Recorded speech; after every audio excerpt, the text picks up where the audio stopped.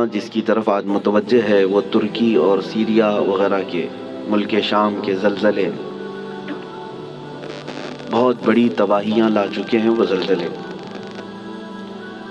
جو اعداد و شمار پیش کیے جاتے ہیں گورنمنٹ کی طرف سے وہ ایک محدود انداز میں ہوتا ہے، اور نہ جانے اس ملبے کے اندر ابھی کتنی لاشیں دبی ہوں گی، کتنے لوگ زخمی ہو کر اپنی زندگیوں سے ہاتھ دھو چکے ہوں گے۔ کوئی سوچتا بھی نہیں، کسی کو معلوم بھی نہیں ہوتا کہ کب زمین پھٹ جاتی ہے اور کب بڑی بڑی عمارتیں زمین میں نیچے آ جاتی ہیں۔ یہ کیوں آتے ہیں زلزلے؟ اسی پر میں تھوڑی سی بات آپ کے سامنے رکھتا ہوں۔ وہی آیت میں نے آپ کے سامنے پڑھی 21ویں پارے کی۔ اللہ فرماتا ہے زمین میں فساد ظاہر ہو جائے گا۔ کب؟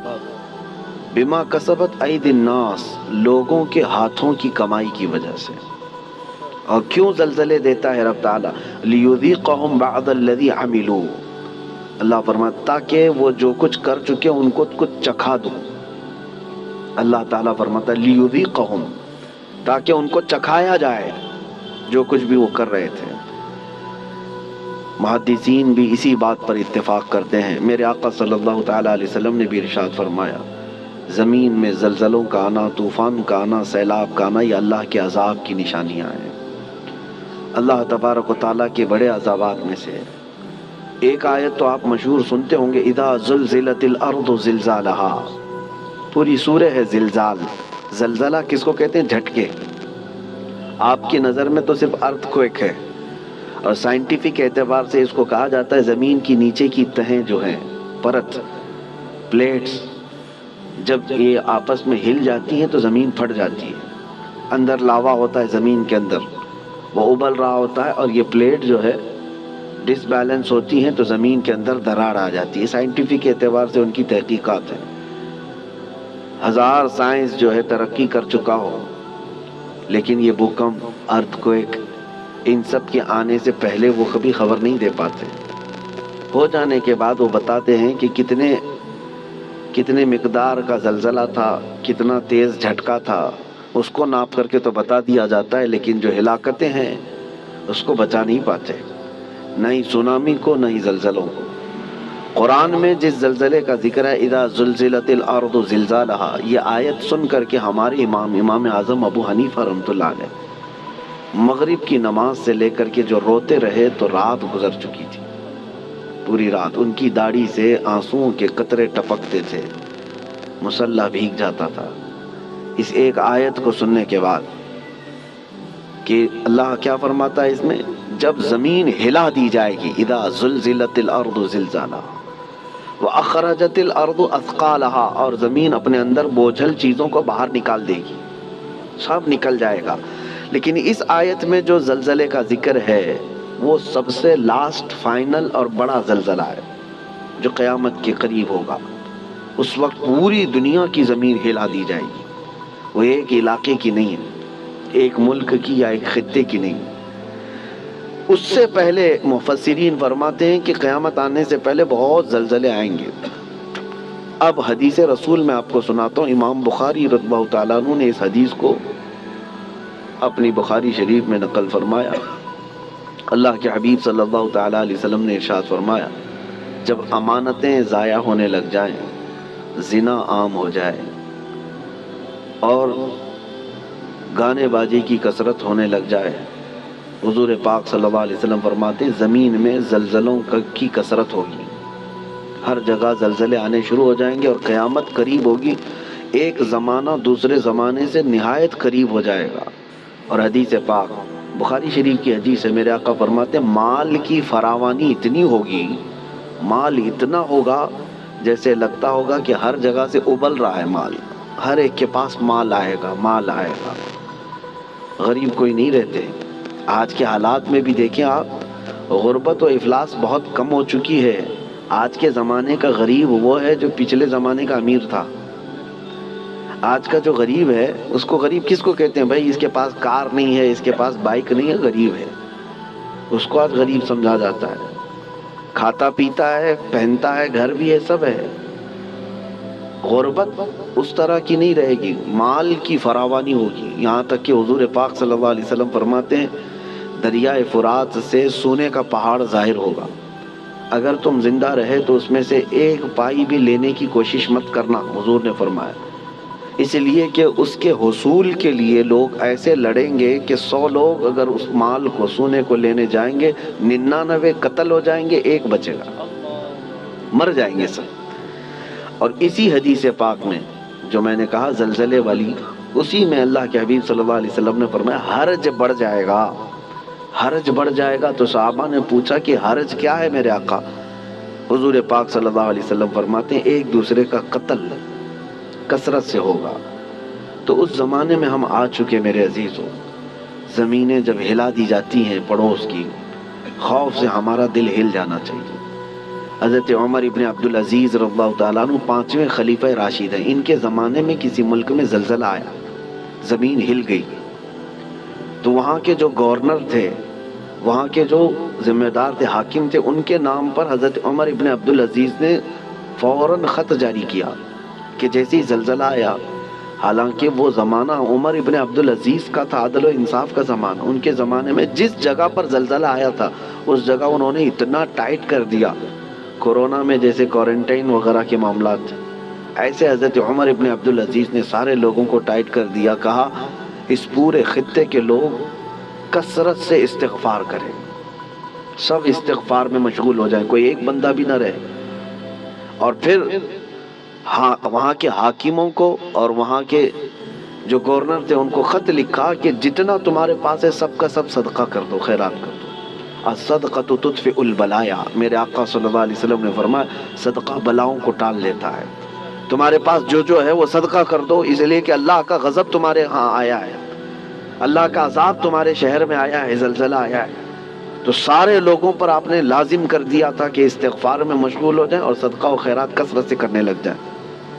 عزیزان گرامی وقار، اور ابھی 3 اور بڑے زلزلے آنے والے ہیں جس کی بشارت میرے آقا صلی اللہ علیہ وسلم نے فرمایا، عرب کی سرزمین پر آئے گا، مشرق میں اور مغرب میں، یعنی ایک ایسٹ میں، ایک ویسٹ میں، اور ایک عرب کی سرزمین۔ ایک قیامت سے پہلے 3 بہت بڑے زلزلے آنے والے ہیں جس میں لاکھوں لوگ دھس جائیں گے، زمین اتنی تیز پھٹے گی کہ ہزاروں کی نہیں لاکھوں کی تعداد اس میں زمین میں چلی جائے گی۔ مشرق میں ہم لوگ بھی آتے ہیں، ویسٹرن میں دوسری کنٹریز ہیں، آپ کو پتہ یورپ وغیرہ، اور عرب ہے۔ اور ان زلزلوں کے متعلق جو فرمایا گیا وہ قیامت سے قریب آنے والے ہیں، وہ بڑی نشانیوں میں سے ہیں۔ اور ان عذابات میں جو گرفتار ہو گئے، اللہ کی پناہ، اللہ کی پناہ، کوئی دنیا کی طاقت انہیں نہیں بچا پاتی، کوئی دنیا کی طاقت انہیں روک نہیں سکتی۔ اسی لیے آج میں یہ میسج دینا چاہ رہا تھا کہ کثرت سے استغفار میں لگ جائیں، جتنا زیادہ ہو سکے، صرف اپنے لیے نہیں، اپنے بھائیوں کے لیے۔ سورہ انفال 9ویں پارے میں اللہ تعالیٰ فرماتا ہے وَمَا كَانَ اللَّهُ لِيُعَذِّبَهُمْ وَأَنْتَ فِيهِمْ وَمَا كَانَ اللَّهُ مُعَذِّبَهُمْ وَهُمْ يَسْتَغْفِرُونَ۔ آیت ہے، اللہ فرماتا ہے اللہ اس قوم کو عذاب نہیں دے گا اس لیے کہ اے محبوب آپ ان کے بیچ میں ہیں۔ ایک ذریعہ یہ ہے۔ دوسری بات اللہ تعالیٰ قرآن میں فرماتا وَمَا كَانَ اللَّهُ مُعَذِّبَهُمْ وَهُمْ يَسْتَغْفِرُونَ، اور اللہ ان کو اس وقت تک عذاب نہیں دے گا جب تک یہ استغفار کرتے رہیں گے، جب تک یہ استغفار کرتے رہیں گے۔ استغفار کیا ہے؟ استغفر اللہ ربی من کل ذنب واتوب الیہ، استغفر اللہ ربی من کل ذنب واتوب الیہ، استغفر اللہ ربی من کل ذنب واتوب الیہ۔ میرے عزیزو، کثرت سے استغفار کرو۔ اور اسی کو میں نے بہت پہلے کورونا کی جب ابتدائی حالات تھے اس وقت میں نے ایک اپنے چھوٹے سے میسج میں بیان میں نشر کیا تھا کہ اللہ کے حبیب صلی اللہ تعالیٰ علیہ وسلم نے ارشاد فرمایا کہ یہ عذاب الہی کی نشانیاں ہیں، استغفار کرو، اور جب تک استغفار کرتے رہو گے اللہ اس عذاب میں مبتلا نہیں کرے گا۔ آج کہیں کسی پڑوس کے گھر پر آگ لگی ہو تو اس کی چنگاریاں تمہارے گھر کو بھی جلا سکتی ہیں۔ یہ مت سمجھنا کہ ترکی ہل گیا، ملک شام ہل گیا، یہ تو ہم بہت دور بیٹھے ہیں، زمین تو سب کی جڑی ہوئی ہے، زمین ایک ہی ہے۔ اور ان زلزلوں کے ساتھ اللہ تعالیٰ پوری دنیا کو یہ عبرت دینا چاہتا ہے، اسی لیے توبہ و استغفار کے ذریعے سے اپنے اعمال کی طرف توجہ دیں۔ اور وہ جو ہزاروں لوگ دھنس گئے ہیں زمینوں کے اندر، ان کے لیے مغفرت کی دعا کریں۔ اور جو آج قسم پرسی کے عالم میں وہاں پر ہیں، بڑی بڑی عمارتیں جو ڈھہ گئیں، بہت سارے لوگ بے گھر ہو چکے، ان کے مال مویشی سب ہلاک ہو چکے، ان کے لیے اپنے دل میں رقت پیدا کریں۔ وہ تمہارے بھائی ہیں، امت مصطفیٰ ہیں۔ نبی پاک صلی اللہ تعالیٰ علیہ وسلم نے یہی ارشاد فرمایا، مومن وہی ہے کہ جو دوسرے مومن کی تکلیف پر تڑپ جائے۔ مثل المؤمن کمثل جسد اذا اشتكى عضو تداعى له سائر الجسد بالسهر والحمى۔ ایک مومن کی مثال میرے آقا فرماتے ہیں سارے جسم کی طرح ہے، ایک عضو کو بھی تکلیف ہوگی تو پورے جسم میں بخار آ جائے گا۔ آج ترکی اور سیریا ملک شام کے غم میں ہم شامل ہیں۔ آج ہمیں ان کے لیے استغفار بھی کرنی ہے، ہمیں ان کے لیے دعائیں مغفرت بھی کرنی ہے، ان کے لیے رحم کی بھیک اللہ کی بارگاہ میں مانگنی ہے۔ میرے عزیزو، تنہائی میں اللہ تعالیٰ کی بارگاہ میں روتے گڑ گڑاتے مانگے۔ یقین جانو کہ آج اپنے بھائیوں کے لیے دعا کرو گے تو کل تمہیں کوئی مصیبت آئے تو ساری دنیا تمہارے لیے بھی دعا کرے گی، اور اللہ تعالیٰ دوسرے مومنین کے دلوں میں تمہارے لیے رقت پیدا کرے گا، تمہارے لیے رحم پیدا کرے گا۔ ان غریبوں کے لیے، ان قسم پرسی کے عالم میں موجود لوگوں کے لیے دعا کریں۔ میں آج کی اس محفل میں بس اتنا ہی کہنا چاہتا تھا، اور آیت کریمہ پھر ریپیٹ کرتا ہوں۔ اللہ فرماتا ہے ظہر الفساد فی البر والبحر، فساد ظاہر ہو گیا خشکیوں میں اور سمندروں میں، بما کسبت ایدی الناس، وجہ کیا ہے؟ اس لیے کہ لوگوں کے ہاتھوں کی کمائی ہے، ان کے اپنے برے اعمال ہیں، ان کے گناہ ہیں، ان کے شامت اعمال ہے۔ لیذیقہم بعض الذی عملوا، اور اللہ فرماتا ہے یہ کیوں ان کے اوپر عذابات آئے؟ تاکہ ان کو چکھایا جائے جو کچھ یہ کرتے تھے۔ اور ان کو چکھانے کے بعد مقصد کیا ہے؟ اللہ فرماتا ہے لعلہم یرجعون، تاکہ وہ دوبارہ لوٹ آئیں، تاکہ وہ اپنی پرانی حالتوں سے توبہ کر کے اچھی حالتوں کی طرف باز آ جائیں۔ اللہ کریم ہم سب کو کہنے سننے سے زیادہ عمل کی توفیق عطا فرمائے۔ اے رب کریم تیرے عذابات سے ہماری حفاظت فرما۔ ہم تیری آزمائشوں کے قابل نہیں مولا، تیرے امتحان میں اتارے جانے کے قابل نہیں۔ اے رحمان اے رحیم ہم سب کو آئے ہوئے عذابات سے محفوظ فرما دے۔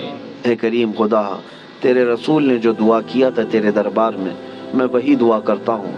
اللہم انی اسألک من خیر ما سألک منہ نبیک سیدنا محمد صلی اللہ علیہ وسلم، اللہم انی اعوذ بک من شر ما استعاذک منہ نبیک سیدنا محمد صلی اللہ علیہ وسلم، اللہم ان اردت بعبادک فتنة فاقبضنا غیر مفتونین، فاقبضنا غیر مفتونین، فاقبضنا غیر مفتونین۔